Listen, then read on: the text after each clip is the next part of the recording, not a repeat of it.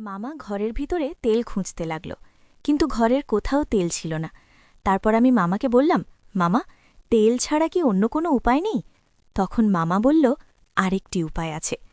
তো বন্ধুরা, আজকের এই ভিডিওতে আপনাদের সত্য ঘটনাটি জানাবো। দয়া করে ভিডিওটি সম্পূর্ণ দেখবেন, তা না হলে কিন্তু ঘটনাটির কিছুই বুঝতে পারবেন না। তো বন্ধুরা, গল্পটি বলার আগে আপনাদের কাছে ছোট্ট একটা রিকোয়েস্ট করব। আপনারা অবশ্যই এই ভিডিওতে একটি লাইক দেবেন এবং এমনি আরও সত্য ঘটনা জানার জন্য অবশ্যই আমাদের চ্যানেলটি সাবস্ক্রাইব করে পাশে থাকা বেল বাটনটি বাজিয়ে দেবেন। বরিশালের সেই শান্ত গ্রাম, যেখানে বাতাসের সাথে মিশে থাকে সোঁদা মাটির গন্ধ আর শিউলি ফুলের মায়াবী সুবাস, এমন এক গ্রামেই সুমির বেড়ে ওঠা। সুমির জীবনটা খুব সাধারণ হলেও তার মনের এক গোপন কোণে লুকিয়ে আছে এক অদ্ভুত রহস্যের হাতছানি। সুমির বাবা পেশায় একজন ড্রাইভার আর মা নিপুণ হাতে সংসার সামলান, কিন্তু তাদের এই ছোট্ট সংসারে আরও একজন মানুষ আছেন, যাকে ঘিরে সুমির পৃথিবীটা একটু অন্যরকম। তিনি হলেন সুমির আপন মামা আকাশ। মামা ছোটবেলা থেকেই তাদের সাথে থাকেন, তাই সুমির কাছে তিনি কেবল আত্মীয় নন, বরং এক পরম আশ্রয়ের নাম। সুমি এখন ১৯ বছরের এক প্রাণবন্ত তরুণী, আর মামার বয়স ২৫। আকাশ মামা ঢাকায় এক বেসরকারি কোম্পানিতে চাকরি করেন, কিন্তু তার মনটা পড়ে থাকে গ্রামের এই ছোট্ট কুটিরে। প্রতি শুক্রবার যখন মামা ঢাকা থেকে ফেরেন, সুমির একঘেয়ে জীবনে যেন বসন্তের হাওয়া লাগে। বাড়িতে ঘর মাত্র ৩টি। এক ঘরে সুমির বামামা, অন্য ঘরে কাকা কাকি, আর তৃতীয় ঘরটিতে সুমি আর মামা একসাথে বড় হয়েছেন। বড় হওয়ার পরেও সেই অভ্যাসটা বদলায়নি। মামা যখন গ্রামে আসেন, তখন সেই ঘরের ভেতরটা হাসাহাসি আর খুনসুটিতে ভরে ওঠে। সুমির জীবনের সব ছোট বড় সমস্যার সমাধান যেন মামার হাতের নাগালে। সেদিন ছিল এক গুমোট শুক্রবার। সারাদিনের ক্লান্তি শেষে রাতে যখন দুজনে ঘরে ফিরল, তখন চারপাশ একদম নিঝুম। বৃষ্টির ঝিরঝির শব্দে পরিবেশটা কেমন যেন মায়াবী হয়ে উঠেছিল। সুমি যখন বিছানা গুছিয়ে ঘুমানোর প্রস্তুতি নিচ্ছিল, তখন মামা স্থির দৃষ্টিতে সুমির দিকে তাকিয়েছিলেন। সুমি লক্ষ্য করল মামার চোখে আজ এক অন্যরকম গভীরতা।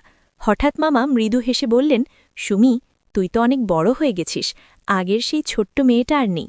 সত্যি, তোকে দেখলে এখন গর্ব হয়, তুই অনেক পরিবর্তন আর সুন্দরী হয়েছিস।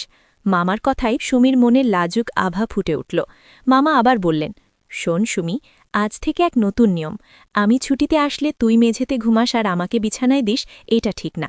আজ থেকে আমরা দুজনেই এই বিছানায় বসে গল্প করব। ছোটবেলার সেই দিনগুলোর মতো আমরা একসাথে রাত কাটাবো।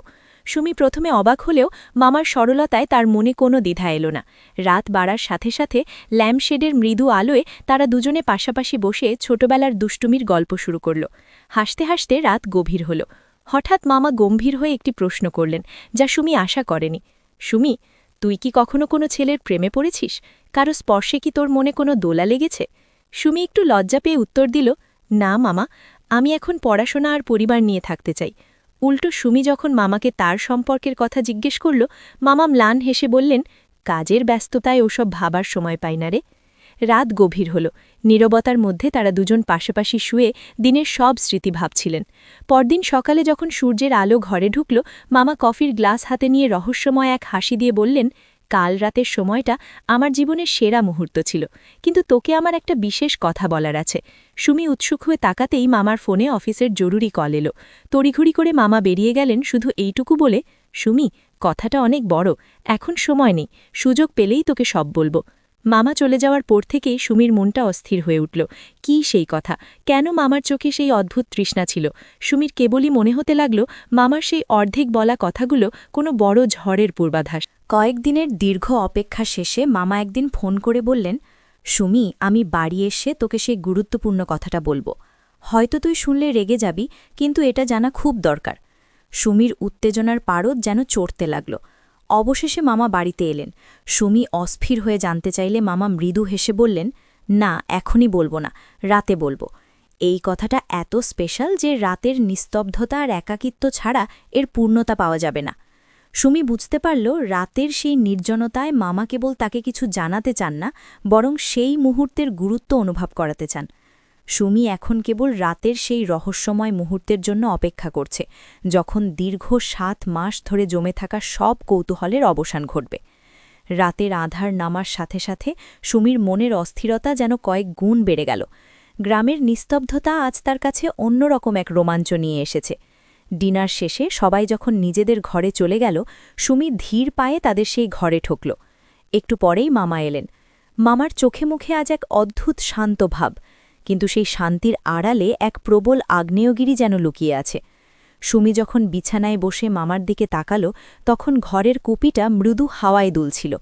মামা কোনো কথা না বলে সুমির ঠিক পাশে এসে বসলেন। ঘরের ভেতরটা তখন একটা অদ্ভুত নীরবতায় ছেয়ে গেছে, যেখানে শুধু দুজনের নিঃশ্বাসের শব্দ পাওয়া যাচ্ছিল। মামা সুমির হাতের ওপর নিজের হাতটা রেখে খুব মৃদুস্বরে বললেন, সুমি, এই কয়েকদিন আমি ঢাকায় এক মুহূর্তের জন্যও শান্তিতে থাকতে পারিনি। তোর মুখটা বারবার আমার চোখের সামনে ভেসে উঠছিল। সুমি অবাক হয়ে বলল, কেন মামা, এমন কি কথা যা তুমি বলতে গিয়েও বলতে পারছো না? মামা একটু ঝুঁকে সুমির চোখের দিকে তাকালেন। সেই দৃষ্টিতে এক গভীর মায়া আর এমন কিছু ছিল যা সুমি আগে কখনো দেখেনি।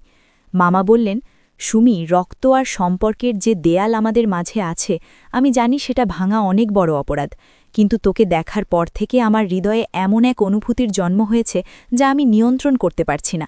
আমি জানি তুই হয়তো আমাকে ঘৃণা করবি, কিন্তু আমি তোকে আর কেবল ভাগ্নি হিসেবে দেখতে পারছি না। সুমির শরীর দিয়ে যেন এক ঠান্ডা স্রোত বয়ে গেল। সে স্তব্ধ হয়ে মামার দিকে তাকিয়ে রইল। মামা আরও কাছে সরে এলেন। তার গলার স্বর এখন অনেক বেশি ভারী। তিনি বললেন, ঢাকায় থাকাকালীন আমি অনেক ভেবেছি, এই কথাটা গোপন রাখা মানে নিজের সাথে প্রতারণা করা। তুই এখন এক পূর্ণবতী নারী, আর তোর প্রতি আমার এই আকর্ষণ কেবল সাময়িক কোনো মোহ নয়। আমি চাই তুই আমার এই অনুভূতির মর্যাদা দিস।